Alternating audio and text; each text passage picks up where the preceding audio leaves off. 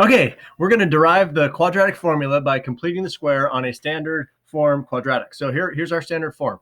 First thing we need to do of completing the square is get rid of the c value. So I'm going to do that from both sides, okay?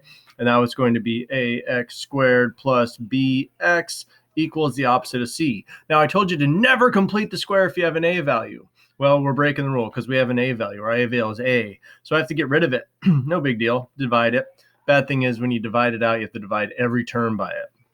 Okay, done. So that gives me a new term. These one out. So I've got x squared plus bx over a equals the opposite of c over a. So now I have to do that thing where I add half of b squared to both sides. So half of b, well, my b value is actually b over a. So if I take that, if I take b over a and I times it by 1/2, I'm going to get b over 2a. And then if I square that whole thing, I'm going to get b squared over, see, 2 squared is 4 and a squared is a squared. So I got that. I have to add that to both sides of my equation now. So now I get x squared plus bx over a. Now I add that thing I just came up with, which is b squared over 4a squared. And that's going to equal negative c over a. And I have to add the b squared over 4a squared. Okay, now the next step is to factor the left side of this equation. Well, the cool thing is it's a perfect square trinomial because we made it that way. So now we're going to factor it. We use little factoring shortcuts.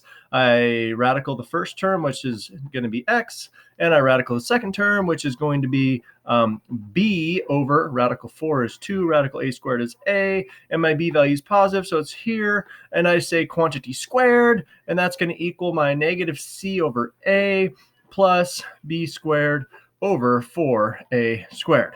Now, bad news is, people, over here I have to add these. And the reason why it's bad news is because they don't have common denominators. So I have to find a common denominator. How can I make a into 4a squared? Oh, I know, multiply it by 4a. So I multiply the top and the bottom here by 4a.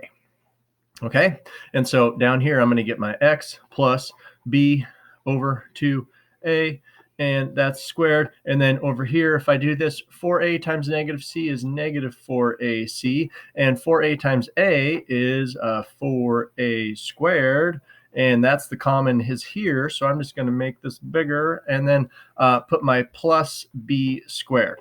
Bad news is I can't combine these because they're not like terms. So I'm just going to keep them like that. Okay, next step is to radical both sides. So if I radical both sides, I'm going to go swap and radical both sides. If I radical a square, they just kind of x each other out. So I just get x plus b over 2a, which is cool. And then on this side, remember when you radical a fraction, you actually have to radical the numerator and the denominator. So radicaling that numerator, that is a messy deal. So I'm not going to radical anything on that numerator. I'm going to keep it in radical form. Okay, the denominator, however, that's super easy because 4 is a perfect square. So if I radical 4, I get 2, and a squared is a perfect square. If I radical that, I get a. So now things are looking pretty good. The only thing I have to do now is I have to get x all by itself. And right now, it's not all by itself, so I'm going to have to get rid of this b over 2a. Well, how do I get rid of things in math? I subtract them. So if I subtract b over 2a, I have to do it from both sides, though. So if I subtract b over 2a from over here as well, good news, common denominators. I love it. So basically, these zero each other out, okay? And so on the left side of the equation, all I have now is x, which is cool. It's all by itself. Now, this is common denominator, so I'm just going to make that one big fraction line, right? And since they are not perfect squares, I can't really do much about it. So I'm just going to write it separately.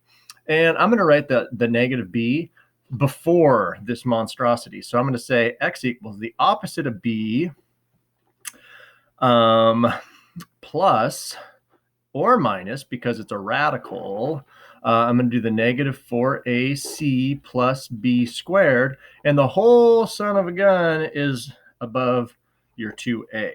And ladies and gentlemen, there you have it. This right here is the quadratic formula derived by completing the square on a standard quadratic equation.